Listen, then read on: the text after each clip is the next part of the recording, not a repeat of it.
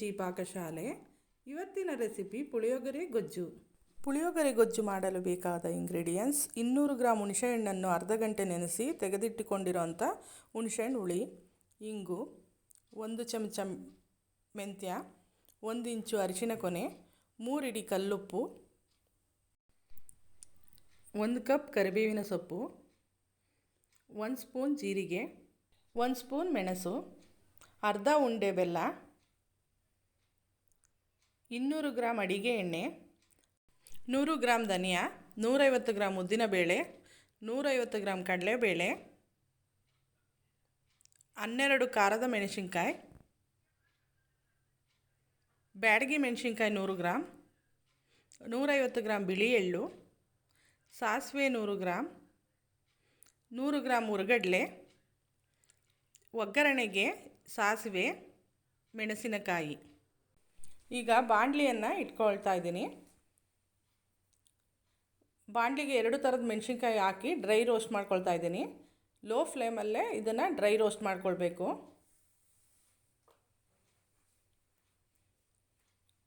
Crispy ಆಗೋ ತನಕ low ಫ್ಲೇಮಲ್ಲೇ ಡ್ರೈ ರೋಸ್ಟ್ ಮಾಡ್ಕೊಳ್ಬೇಕು.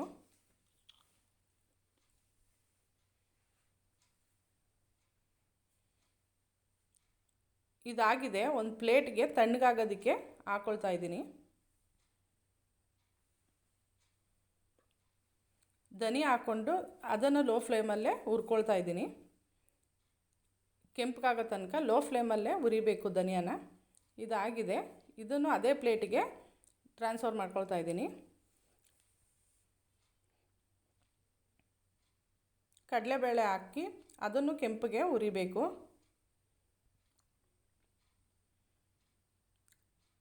ಕಡಲೆಬೇಳೆನೂ ಸಹ ಲೋ ಫ್ಲೇಮಲ್ಲೇ ಹುರಿಬೇಕು ಕೆಂಪಗಾಗೋ ತನಕ.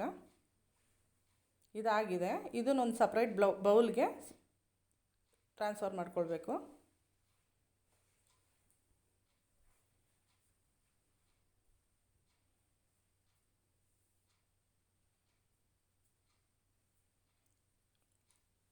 ಈಗ ಉದ್ದಿನಬೇಳೆನ ಹಾಕ್ಕೊಳ್ತಾ ಇದ್ದೀನಿ. ಅದನ್ನು ಸಹ ಲೋ ಫ್ಲೇಮಲ್ಲಿ ಕೆಂಪಗಾಗೋ ತನಕ ಹುರ್ಕೊಳ್ಬೇಕು.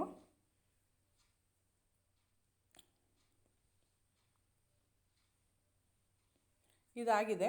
ಇದನ್ನು ಸಪ್ರೇಟಾಗಿ ಒಂದು ಬೌಲ್ಗೆ ಟ್ರಾನ್ಸ್ಫರ್ ಮಾಡ್ಕೊಳ್ತೀನಿ.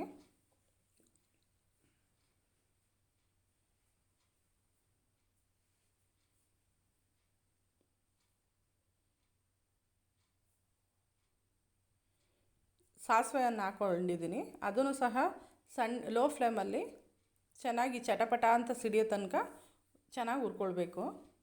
ಸಾಸಿವೆ ತುಂಬ ಚೆನ್ನಾಗಿ ಹುರ್ಕೊಳ್ಬೇಕು, ಇಲ್ಲಾಂದರೆ ಕಹಿ ಬರುತ್ತೆ.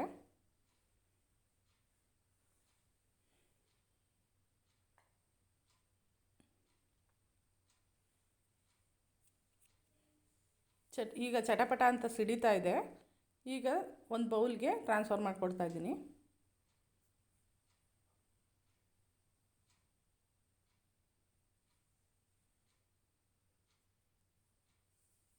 ಈಗ ಮೆಣಸನ್ನು ಹಾಕ್ಕೊಂಡು ಅದನ್ನು ಸಹ ಲೋ ಫ್ಲೇಮಲ್ಲಿ ಹುರ್ಕೊಳ್ತಾ ಇದ್ದೀನಿ.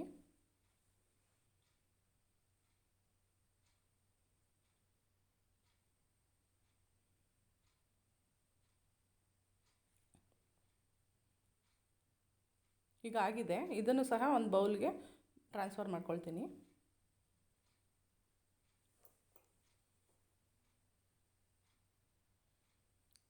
ಈಗ ಇದಾಗಿದೆ. ಇದನ್ನು ಸಹ ಬೌಲ್ಗೆ ಹಾಕ್ಕೊಳ್ತಾ ಇದ್ದೀನಿ. ಈಗ ಜೀರಿಗೆಯನ್ನು ಹಾಕ್ಕೊಳ್ತಾ ಇದ್ದೀನಿ. ಅದನ್ನು ಸಹ ಚೆನ್ನಾಗಿ ಚಟಪಟ ಅಂತ ಸಿಡಿಯೋ ತನಕ ಹುರ್ಕೊಂಡು ಇದು ಆಗಿದೆ. ಇದನ್ನು ಬೌಲ್ಗೆ ಟ್ರಾನ್ಸ್ಫರ್ ಮಾಡ್ಕೊಳ್ತಾ ಇದ್ದೀನಿ.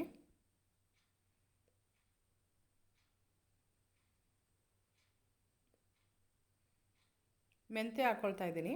ಮೆಂತ್ಯನೂ ಸಹ ಲೋ ಫ್ಲೇಮಲ್ಲಿ ಕೆಂಪಗಾಗೋ ತನಕ ಹುರ್ಕೊಳ್ಬೇಕು.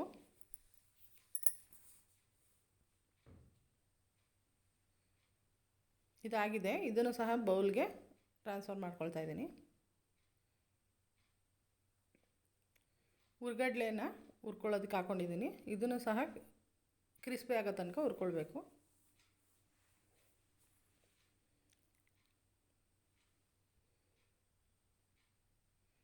ಇದಾಗಿದೆ. ಇದನ್ನು ಸಹ ಒಂದು ಬೌಲ್ಗೆ ಹಾಕ್ಕೊಳ್ತಾ ಇದ್ದೀನಿ.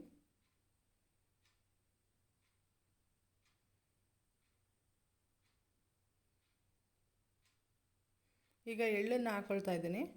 ಇದನ್ನು ಸಹ ಲೋ ಫ್ಲೇಮಲ್ಲಿ ಡ್ರೈ ರೋಸ್ಟ್ ಮಾಡ್ಕೊಳ್ಬೇಕು.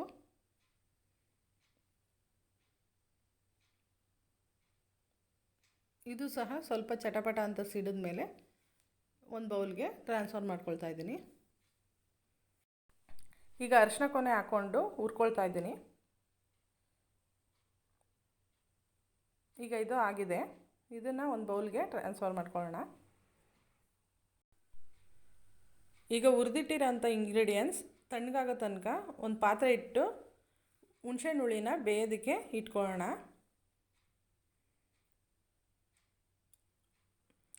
ಹುಣಸೆಹಣ್ಣು ಹುಳಿನ ಅರ್ಧ ಗಂಟೆ ಚೆನ್ನಾಗಿ ಬೇಯಿಸ್ಕೊಳ್ಬೇಕು. ಇದಕ್ಕೆ 3 ಹಿಡಿ ಕಲ್ಲುಪ್ಪನ್ನು ಆ್ಯಡ್ ಮಾಡ್ತಾಯಿದ್ದೀನಿ.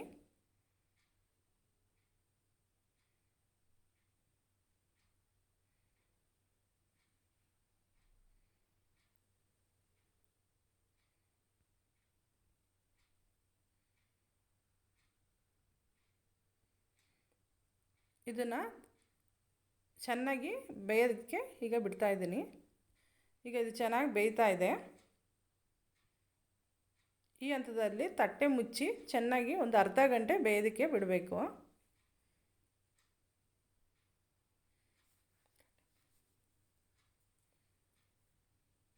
ಈ ಹಂತದಲ್ಲಿ ತಟ್ಟೆ ಮುಚ್ಚಿ ಹುಣಸೆಹಣ್ಣು ಹುಳಿನ ಬೇಯೋದಕ್ಕೆ ಬಿಡಬೇಕು.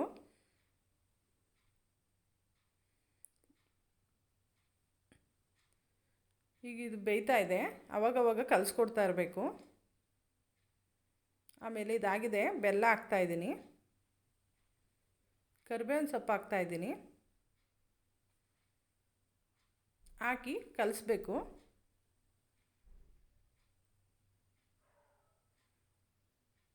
ಬೆಲ್ಲ ಕರಗಿದ ಮೇಲೆ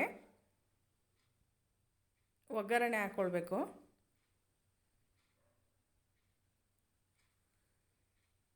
ಒಗ್ಗರಣೆಗೆ 200 ಗ್ರಾಮ್ ಎಣ್ಣೆನ ಹಾಕ್ಕೊಂಡಿದ್ದೀನಿ. ಎಣ್ಣೆ ಕಾದ ನಂತರ ಸಾಸಿವೆನ ಹಾಕ್ಕೊಳ್ತಾ ಇದ್ದೀನಿ. ಸಾಸಿವೆ ಚೆನ್ನಾಗಿ ಸಿಡಿದ ಮೇಲೆ ಚಟಪಟ ಅಂತ ಸಿಡಿದ ಮೇಲೆ ಒಣಮೆಣಸಿನ್ಕಾಯನ್ನು ಹಾಕ್ಕೊಳ್ಬೇಕು.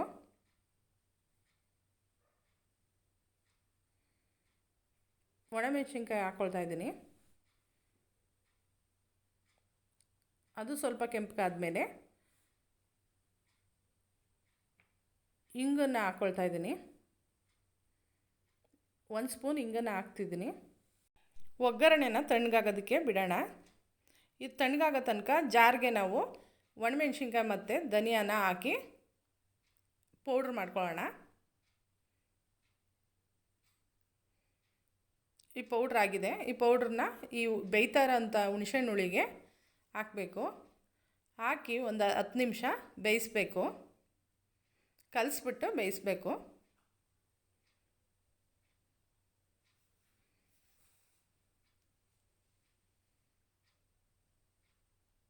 ಚೆನ್ನಾಗಿ ಕಲಿಸ್ಕೊಳ್ಬೇಕು. ಗಂಟಾಗದಿರೋ ರೀತಿ ಚೆನ್ನಾಗಿ ಕಲಿಸ್ಕೊಳ್ಬೇಕು. ಚೆನ್ನಾಗಿ ಕಲಸಿ 10 ನಿಮಿಷ ಬೇಯಿಸ್ಕೊಳ್ಬೇಕು. ಇದನ್ನು ಬೇಯೋದಕ್ಕೆ ಇಟ್ಬಿಟ್ಟು ಇನ್ನು ಬಾಕಿ ಉಳಿದಿರೋ ಅಂಥ ಇಂಗ್ರೀಡಿಯೆಂಟ್ಸ್ ಹಾಕಿ ಪೌಡ್ರ್ ಮಾಡ್ಕೊಳ್ಳೋಣ. ಉದ್ದಿನಬೇಳೆ,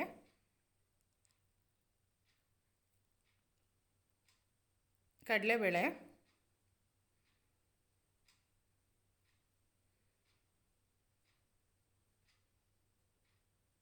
ಮೆಣಸು, ಜೀರಿಗೆ,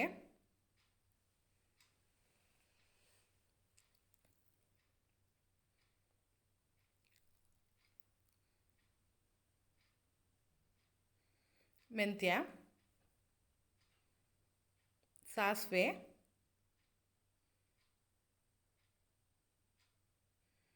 ಅರಿಶಿನ ಚೆಚ್ಚಿ ಪುಡಿ ಮಾಡಿ ಹಾಕ್ಕೊಳ್ತಾ ಇದ್ದೀನಿ. ಇದನ್ನು ಪುಡಿ ಮಾಡ್ಕೊಳ್ತೀನಿ. ಈಗ ಬೇಯ್ತಾ ಇರೋಂಥ ಹುಳಿಗೆ ಒಗ್ಗರಣೆ ತಣ್ಣಗಾಗಿದೆ. ಇದನ್ನು ಹಾಕೋಣ. ಹಾಕಿ ಚೆನ್ನಾಗಿ ಕಲಿಸ್ಕೊಳ್ಬೇಕು. ಈಗ ಇದನ್ನು ಪುಡಿ ಮಾಡಿ ಈಗ ಹಾಕ್ತಾಯಿದ್ದೀನಿ. ಅದನ್ನು ಸಹ ಚೆನ್ನಾಗಿ ಎಲ್ಲ ಕಲಿಸ್ಬೇಕು.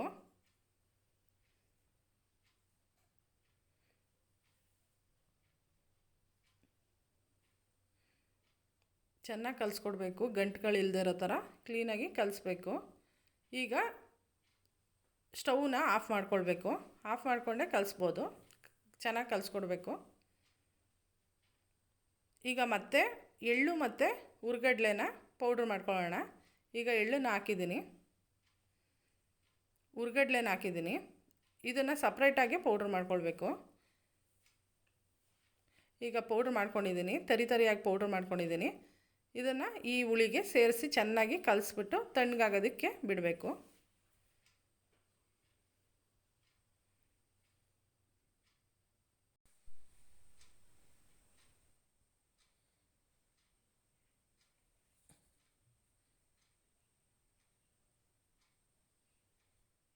ಈಗ ಇದು ಚೆನ್ನಾಗಿ ಕಲಸಿ ತಣ್ಣಗಾದ್ಮೇಲೆ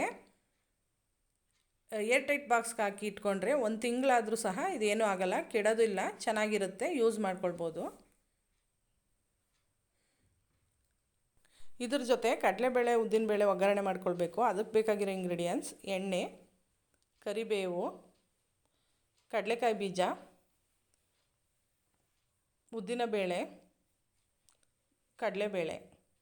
ಅದನ್ನು ಹೇಗೆ ರೆಡಿ ಮಾಡ್ಕೊಳ್ಳೋದು ಅಂತ ನೋಡೋಣ. ಬಾಣಲಿಗೆ ಎಣ್ಣೆನ ಹಾಕ್ಕೊಳ್ತಾ ಇದ್ದೀನಿ. ಎಣ್ಣೆ ಕಾದ್ಮೇಲೆ ಕಡಲೆಕಾಯಿ ಬೀಜನ ಹಾಕ್ಕೊಳ್ತಾ ಇದ್ದೀನಿ. ಕಡಲೆಕಾಯಿ ಬೀಜನ ಕೆಂಪಗಾಗೋ ತನಕ ಲೋ ಫ್ಲೇಮಲ್ಲಿ ಹುರ್ಕೊಳ್ತಾ ಇದ್ದೀನಿ. ಈಗ ಕಡಲೆಬೇಳೆನ ಹಾಕ್ಕೊಳ್ತೀನಿ. ಕಡಲೆಬೇಳೆನೂ ಸಹ ಲೋ ಫ್ಲೇಮಲ್ಲಿ ಹುರ್ಕೊಳ್ತಾ ಇದ್ದೀನಿ. ಈಗ ಉದ್ದಿನಬೇಳೆ ಹಾಕ್ಕೊಳ್ತಾ ಇದ್ದೀನಿ. ಉದ್ದಿನಬೇಳೆನೂ ಸಹ ಚೆನ್ನಾಗಿ ಕೆಂಪಗಾಗೋ ತನಕ ಹುರ್ಕೊಳ್ತಾ ಇದ್ದೀನಿ. ಈಗ ಇದಕ್ಕೆ ಕರಿಬೇವಿನ ಸೊಪ್ಪನ್ನು ಆ್ಯಡ್ ಮಾಡ್ಕೊಳ್ತೀನಿ.